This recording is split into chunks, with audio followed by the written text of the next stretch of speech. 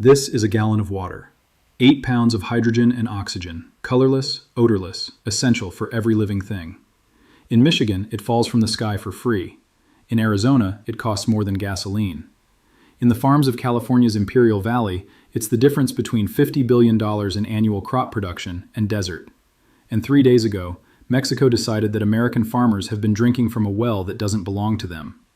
On January 22, 2026, at 7 a.m. Mexico City time, President Claudia Sheinbaum signed the National Water Sovereignty Decree, executive action that suspends all treaty obligations regarding shared water resources with the United States, effective immediately.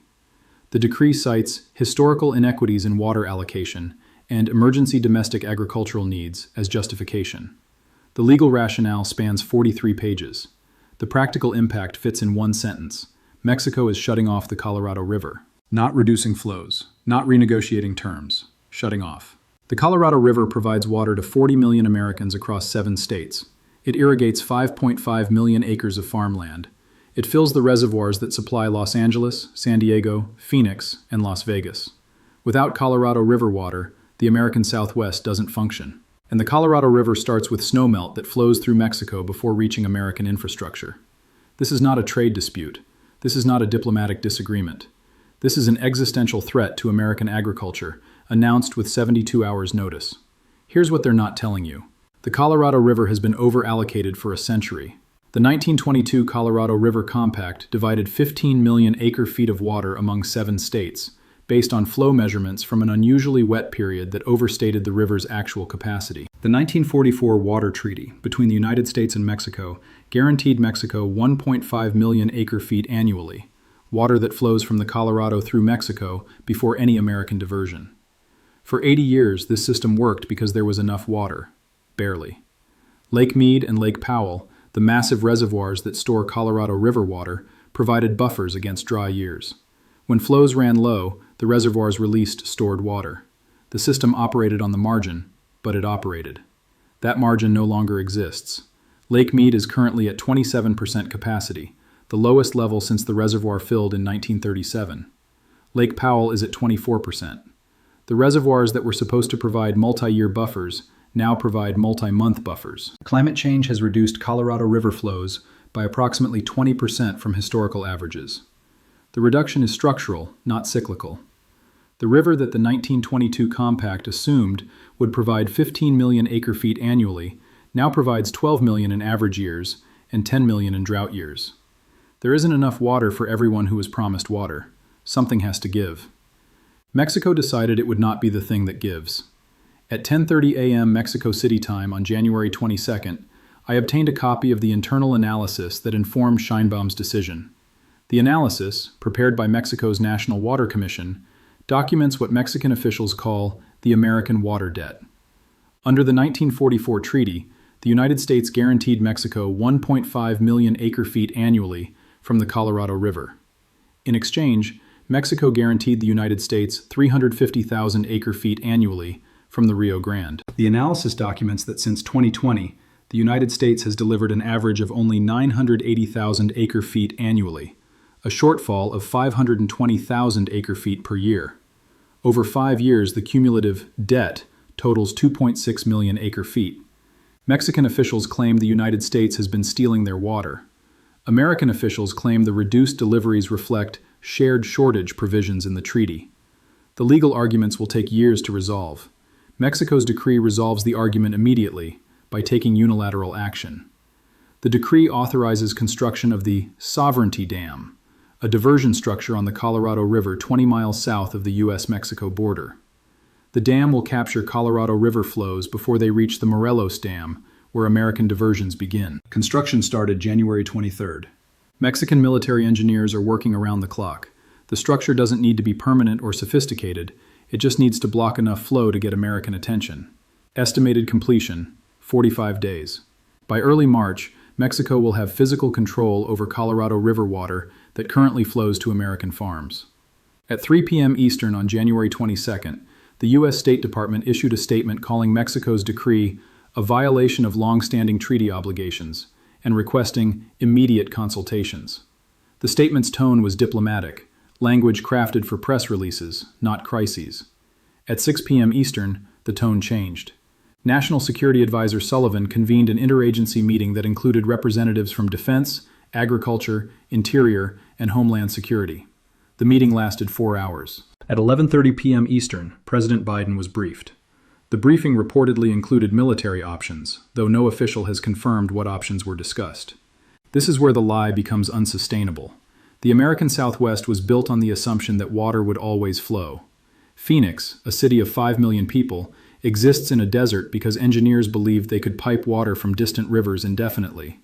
Las Vegas, a city of 2.3 million, survives on Lake Mead, a reservoir now 1/4 full. The farms of the Imperial Valley produce $3 billion in vegetables annually: lettuce, broccoli, carrots, and other crops that stock American grocery stores from November through April. Those farms receive 3.1 million acre-feet of Colorado River water annually. Without that water, the farms don't produce. The Yuma Agricultural District in Arizona grows 90% of America's winter lettuce. All of that production depends on Colorado River irrigation. Shut off the river, and America's salad supply disappears. The Central Arizona Project, a 336-mile canal that carries Colorado River water to Phoenix and Tucson, delivers 1.5 million acre-feet annually. Without cap water, those cities implement rationing within weeks.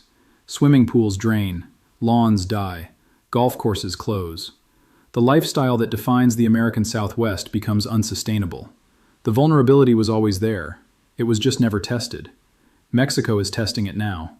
At 8 a.m. Pacific Time on January 23rd, Imperial Irrigation District officials held an emergency board meeting. The district manages water delivery to 500,000 acres of farmland and 180,000 residential customers. The meeting's agenda had one item: response to Mexican water sovereignty decree. I spoke with a board member afterward who agreed to anonymity. We have approximately 90 days of water in our canal system at current delivery rates. After 90 days, we start making impossible choices. Do we keep farms irrigated and cut residential delivery? Do we keep cities supplied and let crops die? There's no good answer. I asked about alternative water sources. There are no alternative sources at this scale. We can pump groundwater, and we will, but groundwater pumping at the rate we'd need would collapse the aquifer within 2 years. We'd solve the 2026 problem by creating a 2028 catastrophe. The only real solution is Colorado River water, and Mexico just took control of Colorado River water. I asked about federal response. What's the federal response going to be? Invade Mexico? Bomb their dam? We're in an impossible position because we built an entire regional economy on a water source we don't control. That was always stupid. We're just now finding out how stupid. When water disputes escalate between nations, the historical precedent is not encouraging. Water wars have been fought for millennia. The word rival comes from the Latin rivalis, people who share a river. The United States and Mexico have never fought a water war. They fought other wars. The Mexican-American War of 1846 to 1848 transferred a third of Mexican territory to American control. The memory of that war remains vivid in Mexico. The resentment remains fresh. Scheinbaum's decree explicitly references the 1848 Treaty of Guadalupe Hidalgo, which ended the war. The decree claims that subsequent water agreements were negotiated under duress and reflected colonial power dynamics rather than equitable resource sharing. The legal argument is weak. Treaties negotiated 75 years after a war's end aren't typically considered under duress. But the political argument resonates in Mexico. The framing transforms a water dispute into a sovereignty assertion. At 9 a.m. Mexico City time on January 24th, crowds gathered in the Zócalo, Mexico City's main square, to celebrate the decree. Estimates range from 50,000 to 100,000 participants. Signs read, "El agua es nuestra," the water is ours, and "No más colonialismo hídrico," no more water colonialism. The public support constrains Scheinbaum's ability to back down. Any concession will be framed as surrender to American pressure. The domestic politics lock in the confrontational stance. Less than 90 days separate today from catastrophic impact on American agriculture. The timeline is driven by two factors: reservoir levels and crop cycles. Lake Mead currently holds 7.4 million acre-feet. At full capacity, it holds 26.1 million acre-feet. Current inflows, before any Mexican diversion, total approximately 750,000 acre-feet monthly. If Mexico's Sovereignty Dam captures 1.5 million acre-feet annually, their treaty entitlement, which they're now claiming in full, that's 125,000 acre-feet monthly that doesn't reach Lake Mead. The already inadequate inflows become critically inadequate. At that rate, Lake Mead drops below dead pool elevation, the level at which water can no longer flow through Hoover Dam, within 18 months. Long before dead pool, mandatory rationing triggers under existing agreements. The Bureau of Reclamation's Tier 2 shortage declaration, currently in effect, reduces Arizona's allocation by 592,000 acre-feet and Nevada's by 25,000 acre-feet. A Tier 3 declaration, triggered when Lake Mead falls below 1,025 feet elevation, cuts Arizona's allocation by 720,000 acre-feet and eliminates Nevada's surplus allocation entirely. Lake Mead is currently at 1,043 feet. The Mexican diversion accelerates the decline. Tier 3 arrives by summer instead of next year. The crop cycle creates a second timeline. Winter vegetables in the Imperial Valley require continuous irrigation through April. Interruption of water delivery before harvest destroys crops already in the ground, not just future production, but current production. Lettuce has a 60-day growing cycle. Fields planted in December are harvested in February. Fields planted in January are harvested in March. Fields planted in February are harvested in April. If Mexican diversion begins in March, when the Sovereignty Dam is projected to complete, March plantings cannot be irrigated through harvest. The entire April lettuce supply fails. That's not a price increase. That's empty shelves. The economic implications extend beyond agriculture. Water scarcity creates cascading effects that ripple through the entire southwestern economy. Real estate. Phoenix housing values depend on the assumption of continued habitability. That assumption requires water. If water supplies become genuinely uncertain, not expensive but uncertain, Phoenix real estate reprices.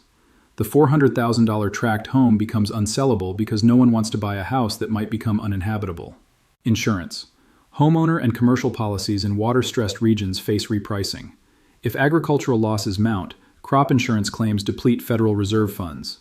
If residential water becomes unreliable, property insurers withdraw from affected markets, as they've already done for fire risk in California. Municipal bonds. Phoenix, Las Vegas, and other southwestern cities have issued billions in bonds backed by tax revenue and water utility fees. If population declines because water becomes unreliable, tax revenue falls. If water utility fees surge to fund emergency alternatives, residents leave. The bonds become impaired. Power generation. Hoover Dam generates 2,000 megawatts of hydroelectric power. Glen Canyon Dam generates 1,300 megawatts. Reduced water levels reduce generation capacity. The Southwest's already strained electrical grid loses reliable baseload power at the same time air conditioning demand peaks. Each impact amplifies the others. Real estate decline reduces tax revenue, which impairs municipal bonds, which reduces infrastructure investment, which makes water problems worse. The cascade is self-reinforcing. At 2 p.m. Eastern on January 24th, Arizona Governor Katie Hobbs declared a state of emergency and requested federal disaster assistance. The declaration authorizes National Guard deployment for infrastructure protection and civil order maintenance. The language is notable. Civil order maintenance anticipates social unrest.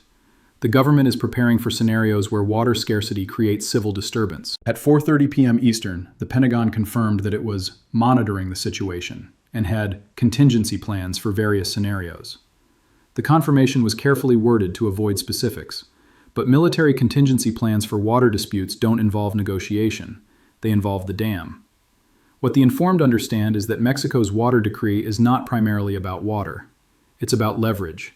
Leverage in negotiations on immigration, trade, drug trafficking, and the broader U.S.-Mexico relationship.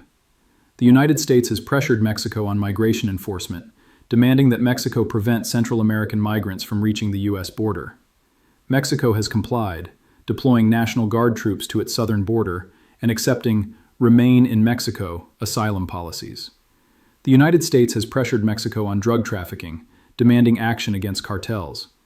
Mexico has provided limited cooperation while protecting sovereignty from American law enforcement operations. The United States has pressured Mexico on economic policy, demanding trade terms favorable to American manufacturers and workers. In each domain, Mexico has been the weaker party, accepting American demands because the alternative was American retaliation. The water decree inverts the power dynamic. Suddenly, Mexico has leverage that the United States cannot easily counter. Military action against a neighbor and treaty ally is politically impossible. Economic sanctions harm American businesses dependent on Mexican trade. The options are negotiation or escalation, and escalation risks outcomes far worse than water scarcity. Sheinbaum is not trying to steal American water permanently. She's trying to force a negotiation that addresses Mexican grievances across multiple domains. The water decree is the opening position, extreme by design, intended to be traded for concessions elsewhere. The risk is that opening positions can become entrenched positions. Public celebrations in Mexico City make retreat politically costly. American farmers facing crop failure won't accept "it was just a negotiating tactic" as explanation. The gallon of water weighs 8 pounds. It covers the earth in quantities that seem infinite, oceans stretching to every horizon. The sensation of abundance is illusory. Fresh water is 2.5% of global water. Accessible fresh water, rivers, lakes, aquifers, is 0.5% of that 2.5%. The water that sustains terrestrial life is vanishingly rare. The Colorado River is 1,450 miles of that rare resource, flowing from Rocky Mountain snowfields to the Gulf of California. Or it would flow to the Gulf if any water still reached the sea. Since 1960, the Colorado has been so heavily diverted that it typically runs dry before reaching the ocean. Every drop is claimed. Every drop is allocated. Every drop is disputed. The 1922 Compact divided water that doesn't exist in the quantities assumed. The 1944 treaty guaranteed Mexico water that upstream users don't want to share. The system was designed for a river that flowed at 18 million acre-feet annually. The river now flows at 12 million. The gap is 6 million acre-feet that everyone needs and no one has. Mexico's decree doesn't create the crisis. The crisis was created by over-allocation, climate change, and decades of refusing to reconcile promises with reality. Mexico's decree reveals the crisis, forces recognition of what was always true. The American Southwest was built on borrowed water and borrowed time. The water was Mexico's to lend. The time has run out. Summer 2026. 90 days until agricultural impact. 180 days until reservoir crisis. 360 days until the Southwest confronts questions it has avoided for a century. Where will the water come from? The answer is, it won't come. The answer is, adaptation or collapse. The answer is, the era of unlimited Western expansion is over. The gallon of water costs nothing in Michigan. It costs everything in Arizona. And Mexico just reminded America that everything has limits. The Sovereignty Dam is under construction, the clock is running, and 40 million Americans are about to learn what it means to be downstream.